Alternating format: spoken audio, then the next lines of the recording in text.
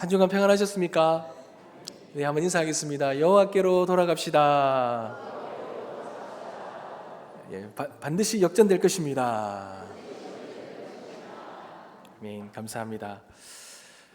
사랑하는 성도 여러분, 사람은요 누구나 인생의 참된 의미를 찾고자 합니다. 인생의 의미 없는 삶을 아니라 진정한 인생의 의미가 있는 그런 삶을 살기를 원하는 것이죠. 그래서 과거부터 사람들은 인생이란 무엇인가? 라는 수많은 질문들을 던졌습니다. 참된 인생의 의미가 무엇인가? 그 답을 찾아야지만 이 인생을 살아가는데 의미를 발견할 수 있기 때문에 그래요. 소크라테스, 플라톤, 니체, 카미, 사르트르 등 많은 수많은 철학자들이 왜 살아가야 하는지, 우리가 왜 존재하는지에 대해서 끊임없는 질문들을 던졌습니다. 여러분, 이렇게 질문을 던진 이유가 뭐겠습니까? 인생이요, 살아보니까요, 너무 의미가 없는 거예요. 어릴 때는 인생이 뭔가 기대가 있어서 인생이 우리가 살아가면 뭔가 장밋빛이 펼쳐질 것 같은데, 근데 실제로 인생을 살아본 인생이 행복함이 없는 거예요. 그러니 이런 수많은 질문을 던졌다는 것은 인생이 행복하지 않고 인생의 의미를 찾지 못해서 사람들이 많이 방황한다는 것을 반증하는 것입니다. 여러분, 실제로 우리 인생을 한번 돌아보면 인생은 고통과 아픔으로 가득 차 있습니다. 여러분, 홀로코스트 생존자인 빅터 플랭크라는 사람이 이 죽음의 수용소에서라는 책 속에 이런 말을 했습니다. 고통 속에서도 삶의 의미를 찾을 수 있는가? 그가 이 수용소에 갇혀서 끊임없이 이 고통 속에서 삶의 의미를 찾았다라는 거예요. 여러분, 왜 의미를 찾습니까? 이 의미를 찾지 못하면 여러분, 이 고통 속에 있는 이 인생에서 살아갈 수 있는 힘이 없기 때문에 그래요. 그러니 우리는 인생이 무엇인지, 그렇다면 이 인생의 의미 있는 삶은 무엇인지, 그 답이 무엇인지 우리는 찾아야 됩니다. 그래야 내 삶이 의미 없는 삶이 아니라 이 어렵고 고통 속에 힘든 속에서도 우리가 무언가를 살아갈 수 있는 이 힘을 찾을 수 있기 때문에 그렇죠. 여러분, 그렇다면 세상 사람들이 그렇다면 우리의 신앙을 가진 성도들도 동일하지 않습니까? 여러분, 우리가 왜 하나님이 우리를 이 땅에 존재케 하셨습니까? 그리고 왜 우리는 하나님을 믿습니까? 그런데 그 믿는 삶이 왜 이렇게 고통스럽습니까? 그렇다면 우리의 존재의 의미는 무엇입니까? 여러분, 이 질문에 대한 답을 찾아야 됩니다. 그래야 하나님을 믿는 이 믿음 속에서도 우리가 이해할 수 없고 해석할 수 없는 고통과 그 아픔이 있는 이 삶 속에서도 진정한 의미 있는 신앙의 삶을 찾을 수 있기 때문에 그래요. 그렇다면 여러분, 우리의 인생 속에 이런 고통과 아픔이 가득한 인생 속에서 진정한 의미 있는 인생, 참된 신앙의 인생으로 살아가려고 하면 그때 우리가 붙들어야 될 지혜가 무엇이겠습니까? 어떤 지혜가 있어야 우리는 의미 있는 믿음과 신앙생활을 할 수 있겠습니까? 여러분, 오늘 우리가 읽은 이 시편 90편은 모세의 기도로 잘 알려져 있습니다. 근데 이 모세는 오늘날 우리가 고민하는 것처럼 우리가 어떻게 해야 이 수고롭고 슬픔이 가득한 이 짧은 인생을 지혜롭게 살 수 있는지에 대한 깨달음을 주고 있습니다. 이 말씀을 통해 유한한 삶 속에서 살아가는 우리들의 인생 속에 참된 지혜를 얻는 귀한 시간이 되시길 간절히 소망합니다. 여러분, 그렇다면 의미 있는 삶을 살려면 우리가 깨달아야 될 지혜가 무엇입니까? 오늘 말씀에는 세 가지로 말합니다. 첫 번째가 여러분, 우리 인생이 아무것도 아니라는 것을 기억해야 합니다.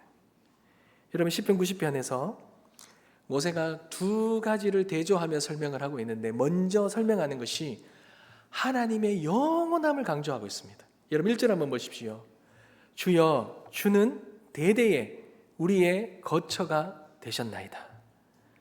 여러분, 이 말은 하나님께서 모든 인류의 역사 속에서 우리의 피난처가 되셨다, 그렇게 피난처가 되어 오셨다라는 것을 선포하고 있습니다.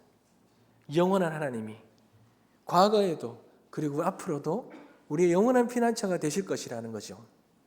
근데 반면에 그와 대조적으로 우리 인간은 어떠냐라는 거예요. 여러분 3절을 한번 보십시오. 우리 인간을 뭐라고 말합니까?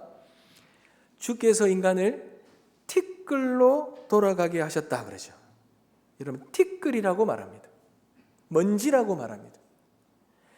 그리고 5절과 6절에 보시면 아침에 꽃이 피었다가 저녁에 시들어 마르는 풀과 같다라고 이렇게 말합니다. 그러니 인생은 티끌과 같고 그냥 훅 한번 물어버리면 날아가는 그 티끌과 먼지와도 같고 금방 피었다가 지는 풀과 같다라고 비유하고 있습니다. 그러니 여러분 우리 인생은요 하루살이라는 거예요. 하루살이처럼 잠시 있다가 사라지는 존재라는 것입니다. 사랑하는 성도 여러분, 사람의 인생은 사실 아무것도 아닙니다. 사람은 누구나 자기 인생을 아주 귀하게 여기죠. 그리고 대단하게 여깁니다. 그래서 자기가 행한 일들을 자랑합니다.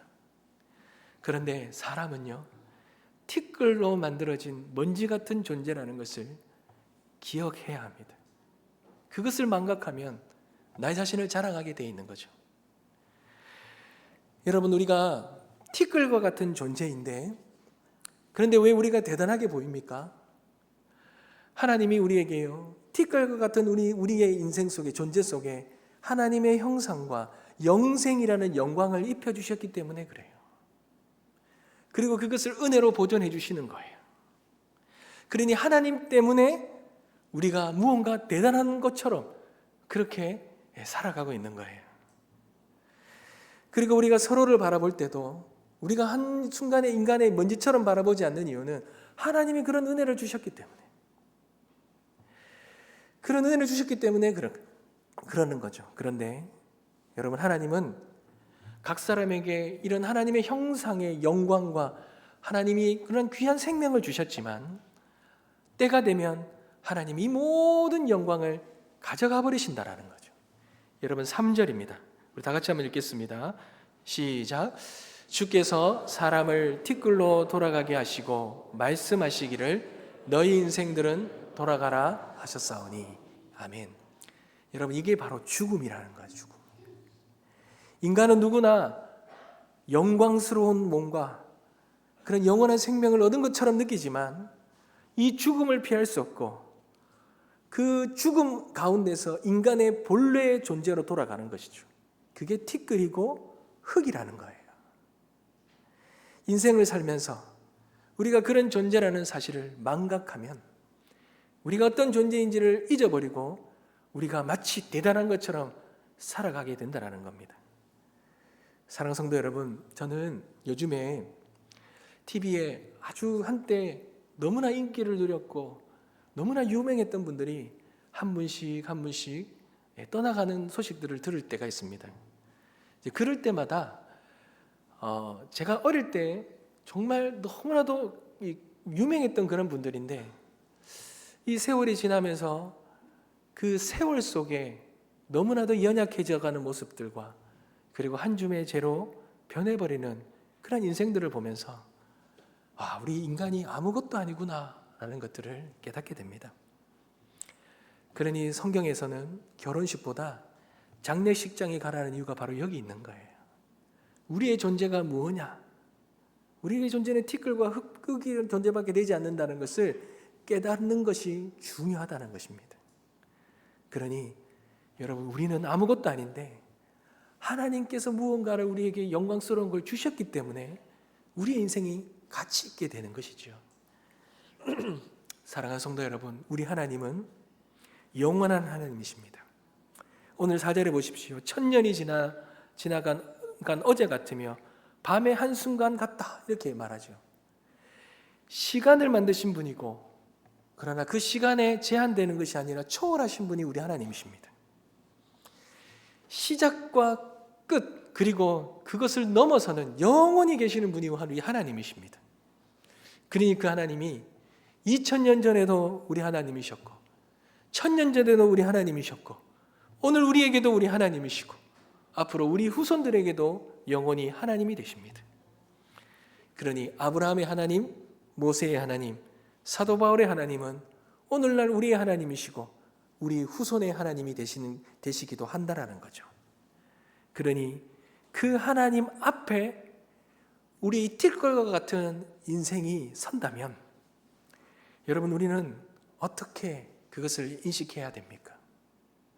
하나님이, 그 영원한 하나님이 한순간에 우리에게 주신 모든 것들을 다 가져가실 수 있는 분이라는 걸 우리는 잊지 말아야 합니다. 5절 한번 보십시오. 노아 때에 홍수가 나서 모든 것을 쓸어 담는 것처럼 여러분 한순간에 다 가져가십니다. 욥을 한번 보십시오. 그는 부와 가족과 건강을 모두 가졌던 사람입니다. 그런데 하루아침에 모든 것을 잃어버리고 고난 속에서 하나님을 부르짖지 않습니까? 욥은 그 시간 속에서 하루아침에 인간이 얼마나 덧없는 인생인가를 뼈저리게 깨닫고 그것을 인정하는 거죠. 그것이 바로 욥기에서 말하는 주제입니다. 사랑하는 성도 여러분, 모든 것은 한순간에 사라집니다. 잠깐 자는 것 같다 말하죠. 여러분, 잠깐 자고 나는 인생처럼 얼마나 덧없고 짧은 인생입니까? 그런 인생이 영원한 하나님을 바라보지 못하고 그렇게 마치 내가 영원한 것처럼 살다가 다 먼지로 사라져버린 것이죠. 그러니 우리는 그 영원하신 하나님 앞에 겸손한 마음을 가져야 합니다. 여러분, 세계 정복을 이룬 알렉산더 대왕이 죽기 전에 3가지 유언을 남겼는데요. 이 유언이 참 유명한 유언입니다.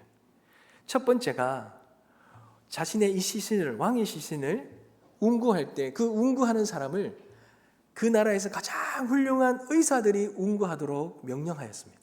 왜 그렇게 했습니까? 어떤 의사도 죽음을 막을 수 없다는 것을 보여주기 위해서 그렇게 한 것이죠. 두 번째가 그가 평생 모은 보물을 길에 다 뿌리라고 명령했습니다. 물질적인 부가 무의미하다는 것을 깨달았기 때문에 그래요. 그가 그토록 많이 가졌던 이 부도 아무것도 가져갈 수 없지 않습니까? 그래서 그의 별명이 빈손으로 떠난 정복자입니다. 세 번째가 관에서 그의 손을 밖으로 내놓을 것을 요구했어요. 이것도 마찬가지입니다. 빈손으로 왔다가 빈손으로 간다는 것을 보여주는 것이죠. 그는 젊은 나이에 엄청난 영토를 획득했습니다. 그리고 수많은 권력과 수많은 부를 움켜잡았지만 결국 죽음 앞에서는 빈손으로 떠난 정복자가 불과했던 것이죠. 성경에도 동일하게 말씀하고 있지 않습니까? 가장 지혜로웠고 가장 부유했던 솔로몬이 그의 부와 명예를 모든 것을 다 가졌지만 말년에 이런 고백을 하지 않습니까? 헛되고 헛되며 헛되고 헛되니 모든 것이 다 헛되도다. 그가 이루어 놓았던 그 모든 것이 인간이 피할 수 없는 죽음 앞에서 티끌처럼 사라져버린다는 것, 그리고 그 자신도 티끌처럼 먼지가 되어버린다는 것, 그것 앞에 허무함을 깨달았던 것입니다.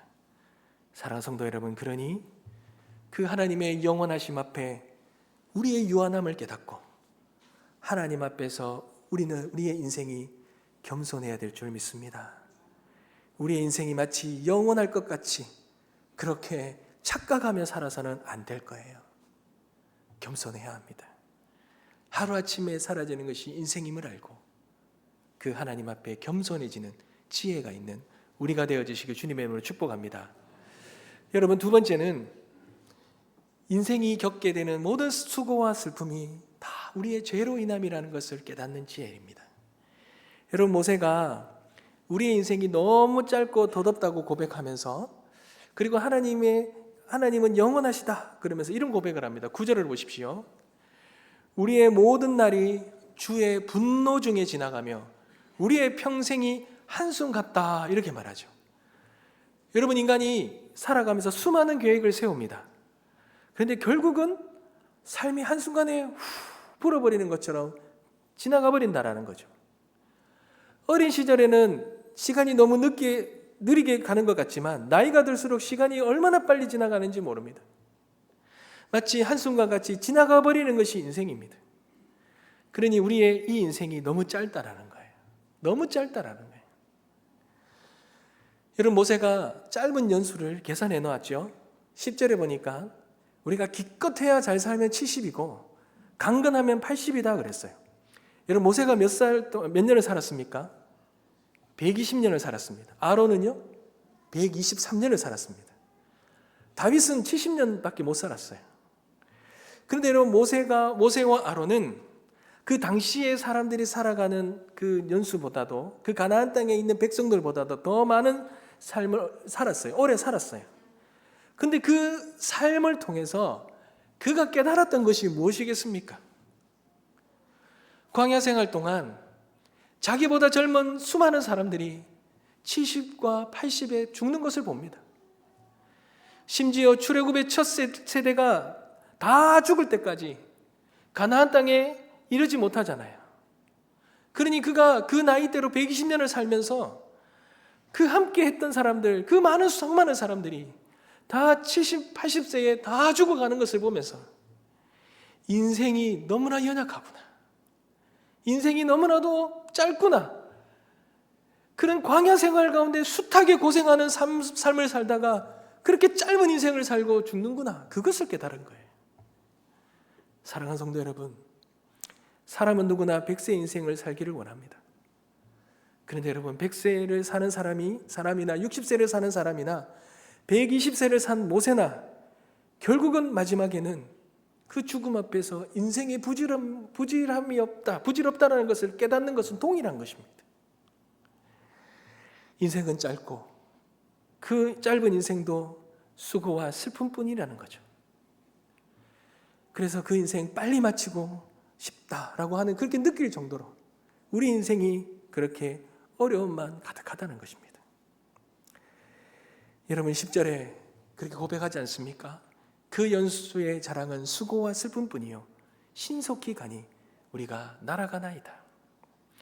여러분, 여기서 수고란 말은 뭡니까? 일을 하느라고 힘을 들이고 애쓰는 것을 말하는 거 아닙니까? 인생은요, 다들 놀면서 살고 싶어요. 좀 평안하게 살고 싶어요.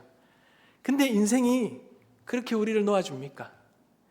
먹고 살기 위해서 노력해야 하고, 그 힘들게 어렵게 그렇게 일을 해야만 살아갈 수 있도록, 그리고 그 일들을 반복적으로 살아갈 수 있도록 하는 것이 인생 아닙니까? 청년기에는 공부와 치열한 경쟁 속에서 살아갑니다. 장년기에는 가족을 책임지고 그렇게 수고합니다. 노년기에는 건강과 외로움의 문제를 벗어날 수가 없어요. 그 문제 속에 마주하고 살아가죠. 그런데 그렇게 노력한 만큼의 아름다운 결과가 이루어진다면 여러분, 그래도 보람이 있지 않겠습니까? 고진감래라고요. 고생 끝에 그런 낙이 있으면 얼마나 좋겠습니까? 그런데 우리의 인생이 그렇습니까? 우리의 인생이 고진감래가 아니라 설상가상으로 끝날 때가 얼마나 많습니까? 아무리 노력해도 우리의 삶에 깃들여진 이 고난과 슬픔을 피할 수가 없는 것이 우리 인생의 슬픔인 것이죠. 그런데 그 인생의 그 슬픔, 그 수고와 슬픔이 원인이 뭐라고 말합니까? 그 원인이 우리의 죄 때문이라는 거예요. 여러분, 7절입니다. 우리는 주의 노에 소멸되며 주의 분내심에 놀라나이다. 8절입니다. 주께서 우리의 죄악을 주의 앞에 놓으시며 우리의 은밀한 죄를 주의 얼굴빛 가운데 두셨사오니. 그러니 우리가 이렇게 인생이 고통스러운 것은 우리의 죄 때문이라는 것을 말해주고 있는 것이죠. 사랑하는 성도 여러분, 자기의 인생이 수고와 슬픔이 아니라 행복과 기쁨 앞에 두고 싶은 사람들은 모두의 마음일 것입니다. 그런데 그것이 마음대로 되지 않잖아요. 그렇게 살아가고 싶지만 마음대로 되지 않습니다. 왜 그렇습니까? 우리의 인생과 우리의 삶이 우리의 손에 잡히지 않기 때문에 그래요. 우리가 어찌할 수 없는 것입니다. 10절에 한번 보십시오. 인생이 신속히 가니 우리가 날아간다 그러죠. 이 말은 뭡니까? 신속히 가고 날아가는데 우리가 아무리 노력을 해도 우리의 인생의 그 생명의 시간을 우리의 의지로 통제할 수 없다는 거예요. 우리가 움켜잡으려고 해도 잡아질 수가 없다는 거예요. 애를 쓰지만 잡히지 않는다는 것입니다.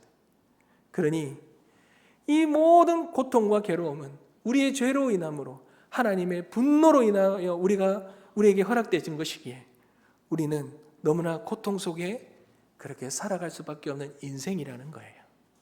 여러분, 그렇다면 우리가 어떻게 해야 되겠습니까? 이런 인생을 어떻게 해야 지혜롭게 살아갈 수 있겠습니까? 12절에 우리의 날을 계수할 줄 알아야 된다 그러지요. 여러분, 12절입니다. 우리 다 같이 한번 읽겠습니다. 시작. 우리에게 우리의 날 계수함을 가르치사 지혜로운 마음을 얻게 하소서. 아멘. 여러분, 우리의 인생이 얼마나 남았는지를 살펴야 그것을 깨달아야 합니다. 그 지혜를 구해야 합니다. 하나님께서 우리가 우리 자신의 날을 계수하며 살아가기를 원합니다. 왜요? 그래야만 하루하루의 삶을 의미 있게 살아가고 하나님 앞에 바라오게 살아갈 수 있기 때문에 그래요. 우리의 남은 날을 얼마나 소중히 여기며 살아갈 수 있겠습니까? 여러분, 인생 길지 않습니다. 내일을 장담할 수가 없습니다. 그러니 하루하루 우리가 어찌할 수 없는 인생이기에 하루하루 하나님 앞에서 우리는 가치 있게 살아야 되죠. 회개하며 살아야 돼요. 여러분, 저는 제가 과거에 제자 훈련을 하기 위해서 어떤 성도님의 집을 방문한 적이 있습니다. 그 성도님을 방문하고 어떻게 신앙생활을 해오셨고 왜 제자 훈련을 받으셔야 되는지에 대해서 여러 가지 이야기를 나누고 그리고 어떻게 제자 훈련을 진행할 것인지에 대해서 그렇게 안내를 해드리는 시간을 가졌어요. 그 집사님의 집을 방문해서 그렇게 말씀을 드렸어요. 그분은 이제 퇴직을 했고 이제 아내 권사님은 이제 교수신데 1, 2년 정도만 하면 이제 퇴직을 하시는 거예요. 그래서 이제 함께 이제 그 은퇴 후의 삶을 좀 더 하나님 앞에 의미 있게 살아가려고 하기 위해서 그렇게 계획을 세우시고 제자 훈련을 받는다 그러셨어요. 그리고 함께 기도하고 그렇게 하자고 왔는데 여러분, 이틀 후에 그분이 돌아가셨습니다. 갑자기 부고 소식이 들리는 거예요. 그 소식에 저는 너무나도 깜짝 놀랐고 믿어지지가 않더라고요. 그러면서 깨닫는 것이 여러분, 우리의 인생을 알 수가 없는 거예요. 오늘 우리가 이렇게 봤지만 내일 또다시 본다는 걸 어찌 장담합니까? 우리의 인생이 그런 인생이라는 겁니다. 여러분, 애플을 창시한 스티브 잡스도 그가 엄청난 성공을 거두지 않습니까? 평생 쓰지도 못할 만큼의 돈과 부와 명예를 다 얻지 않습니까? 근데 그의 말년이 췌장암으로 인해 그것을 극복하지 못하고 죽지 않습니까? 그가 그 마지막 침상에서 이런 고백을 해요. 나는 사업에서 성공을 거두었고 많은 사람들에게 존경받았지만 병상에 누워보니 내가 가진 부와 명예와 모든 것이 아무것도 아니라는 것을 깨달았다라는 거예요. 사랑하는 성도 여러분, 우리의 인생은 바람 같고 안개 같고 언제 끝날지 모릅니다. 그러나 분명한 것은 짧다라는 거예요. 우리가 살아갈 날수가 많지 않다는 것입니다. 그러니 그것을 기억하고 우리가 하나님 앞에서 하나님이 원하시는 그 뜻 가운데서 의미 있고 가치 있는 삶을 살아가야 할 것입니다. 그런 지혜가 있게 되시길 간절히 소망합니다. 마지막으로 여러분, 우리의 수고와 슬픔이 가득한 인생을 지혜롭게 사는 방법이 무엇입니까? 여러분, 우리가 이런 한계를 가진 우리가 할 수 있는 유일한 방법은요, 이런 무의미하고 가치 없는 인생에서 가치 있는 삶을 살아가기 위해 할 수 있는 것은 하나님 앞에 끊임없이 기도하는 것밖에 없어요. 13절입니다. 다 같이 읽겠습니다. 시작. 여호와여 돌아오소서. 언제까지니까 주의 종들을 불쌍히 여기소서. 14절입니다. 아침에 주의 인자하심이 우리를 만족하게 하사 우리를 일생 동안 즐겁고 기쁘게 하소서. 아멘. 여러분, 우리가 할 수 있는 것은요, 우리 인생을 내가 통제하고 내가 무언가를 나의 손에 움켜쥐고 그런 건 할 수 없어요. 그런데 내가 할 수 있는 것은 영원하신 하나님 앞에 끊임없이 하나님의 긍휼하심과 인자하심을 구하는 것밖에 없다는 겁니다. 주여 돌아오소서. 주여 돌아오소서. 주님이 우리를 떠나간 것이 아닙니다. 그 말이 아니라 우리가 주님을 떠나왔기에 주님이 마치 돌아선 것처럼 느끼죠. 이 말은 다른 말로 우리가 하나님께로 돌아가겠다라는 말입니다. 하나님, 우리가 하나님께로 돌아가오니 우리의 인생을 긍휼히 여겨 주시옵시고 우리의 인생에 진정한 인자와 자비를 허락하여 주시옵소서. 그렇게 구할 때 하나님의 크고 놀라운 은혜로 우리의 인생 속에 하나님의 놀라운 은혜가 임한다라는 것입니다. 탕자가 그렇게 고백하지 않았습니까? 거짓 신세가 되어 다시 아버지를 생각하며 이런 고백을 하지 않습니까? 아버지의 아들이라 일컬음을 감당하지 못하게 했나이다. 나를 품꾼의 하나로 보소서. 이 말은 하나님, 아버지, 나를 불쌍히 여겨 주시옵소서. 내가 죽게 돌아가겠사오니 주여, 아버지여, 나를 긍휼히 여겨 주시옵소서. 이 고백인 것입니다. 여러분, 다윗도 동일하지 않습니까? 다윗이 이스라엘 역사 속에 얼마나 위대한 왕입니까? 근데 그의 인생도 수많은 실수와 죄를 저질렀지 않습니까? 특별히 밧세바를 간음하고 그 남편 우리아를 죽게 만든 죄입니다. 이 죄를 깨닫고 다윗이 하나님 앞에 할 수 있었던 것은 그의 이 죄를 주님 앞에 내려놓고 주의 용서함을 구하는 것밖에 없었어요. 시편 51편 1절 말씀입니다. 하나님이여 주의 인자하심을 따라 내게 은혜를 베푸시며 주의 많은 긍휼을 따라 내 죄악을 지워 주소서. 하나님의 긍휼함이 없이는 살아갈 남할 수도 없고 그는 존재할 수도 없다는 것을 알고 하나님 앞에 간절히 끊임없이 그렇게 기도할 때에 하나님의 용서함을 받고 하나님 마음에 합한 자로 남을 수 있었던 것입니다. 사랑하는 성도 여러분, 우리도 인생에 얼마나 많은 실수와 넘어짐이 있습니까? 때로는 절망 속에 빠질 때도 있습니다. 하지만 성경이 우리에게 말해주는 것은 그런 우리가 하나님 앞에 끊임없이 기도해야 된다는 거예요. 주여 우리를 긍휼히 여겨 주시옵시고 우리를 버리지 말아 주시옵시고 하나님의 인자로 우리를 품어 주시옵소서. 매 순간 주님께 나아가 그렇게 구할 때 주님께서 우리의 삶에 놀라운 은혜를 주실 줄 믿습니다. 이러한 지혜가 우리의 인생과 삶을 참되게 의미 있게 살아가게 할 것입니다. 그러한 은혜가 있게 되시길 주님의 이름으로 축복합니다. 말씀을 맺겠습니다. 사랑하는 성도 여러분, 우리 인생과 삶을 돌아보면 수고와 슬픔 속에서 살아간다 해도 과언이 아닙니다. 저는 그런 생각이 요즘 많이 들더라고요.